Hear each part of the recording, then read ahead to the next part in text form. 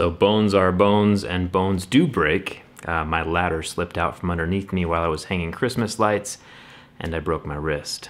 'Tis the season, and while this might stop me from making teardown videos, I have had this video in the works for quite a while, and a broken wrist is not going to stop me from reviewing these two TVs. I've been looking for a new TV for my office, and LG said they would send over two to have me compare side by side, and I get to pick which one I want. At first glance, two giant black rectangles hung up on the wall might look the exact same, but the technology that makes up these two TVs is entirely different. We'll bust out the microscope to take an up-close and personal look at the pixels. Full disclosure, both of these TVs are really good. It was very hard to choose between the two, but I have made a decision. I'll have a lot of side-by-side comparison shots so you can make up your mind as well, and you'll have to let me know what you think down in the comments. Let's get started.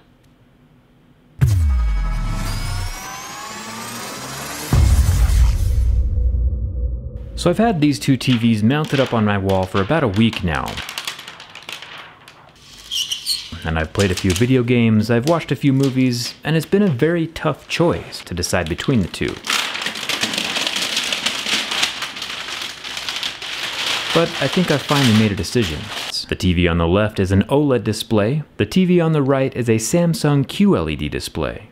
Samsung has gotten kind of tricky with their naming schemes. Even though they both have LED in the name, the QLED is actually using LCD screen technology. The LCD screen is backlit by LEDs, hence the LED part in the QLED name. If you remember, when I toured the OLED Experience trailer, we saw both TVs torn down, and we could see the segments that make up the QLED TV with the big LED lights behind it, illuminating the pixels in front. It's called a transmissive TV because the light passes through the pixels, while the OLED TV, the one on the left right now, is using emissive technology, meaning that the pixels make their own light, and you get this futuristic looking super thin panel. Both of these TVs are 65 inches. So this OLED panel here on the left weighs about 75 pounds, but is incredibly thin.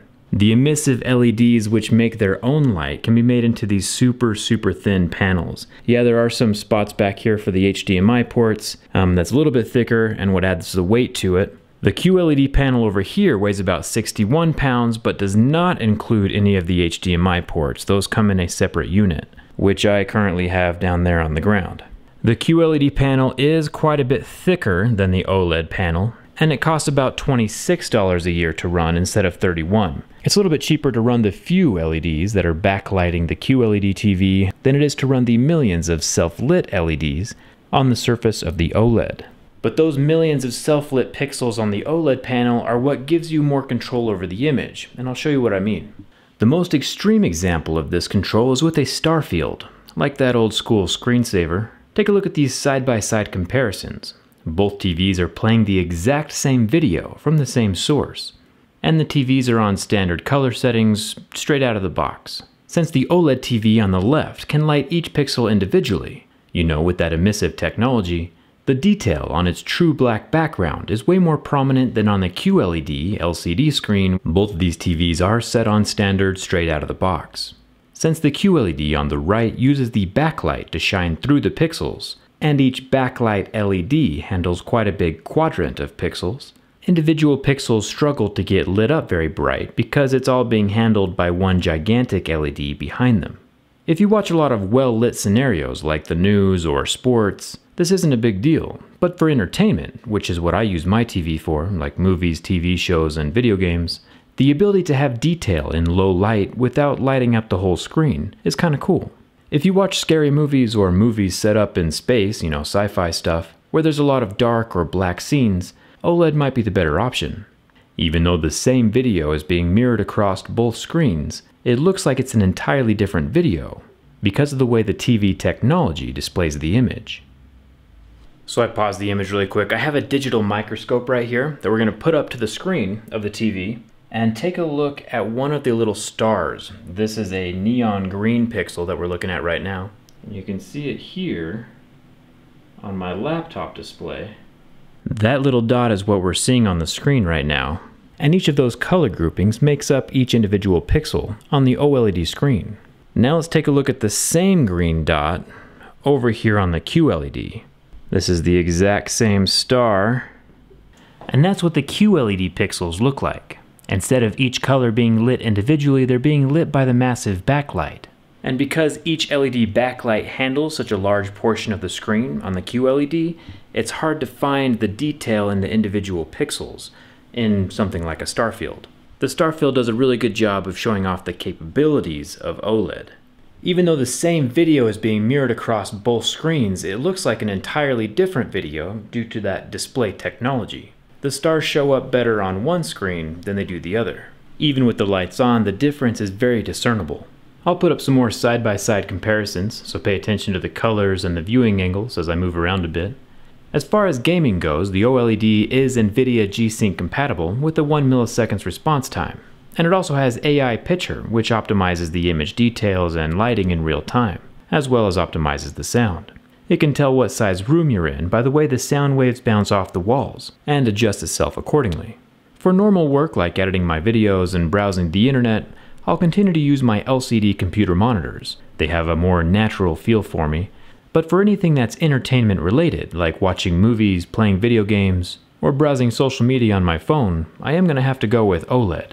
The detail is all there all the time in light or dark scenarios. It really all does just boil down to personal preference though. If you want something super futuristically thin and colorful, OLED is probably the way to go. I'm not here to bash either technology though. Both of these TVs are pretty great. Remember that both of these TVs are 4K, so all of the pixels are there, just the technology lighting the pixels is different on each unit. You might have heard of something called burn-in, where there's an image kind of permanently burned into the display of an OLED TV or an OLED phone. My personal Galaxy S8 was plagued with this. For me, it was the keyboard that was burned into the display because that's what I used the most, and my keyboard was on the screen most of the time. LG has included a few precautions against burn-in with a pixel refreshing feature, along with a screen shift that moves the screen slightly at regular intervals to prevent the screen from sticking, and the TV can detect and adjust the brightness of logos or TV station watermarks. With the brightness of those logos adjusted down, it ensures that nothing bad happens to the TV. Now we just need those burn-in protection features on cell phones. The average person keeps their TV anywhere between 4 and 10 years, so it's a pretty big purchase decision. Hopefully my video was able to cast a little bit of light on the different technologies behind OLED and QLED. There's a reason why smartphone manufacturers are going with OLED displays. Yeah, they're thinner, but they're also better for entertainment, like social media, watching videos on YouTube, and I think that's the way I'm going to lean for myself as well, since for me a TV is entertainment. Let me know what you think down in the comments. Would you go with OLED or QLED? I'm curious to hear what you think. I'll leave a link for the TV down in the video description. Come hang out with me on Instagram and Twitter, and thanks a ton for watching. I'll see you around.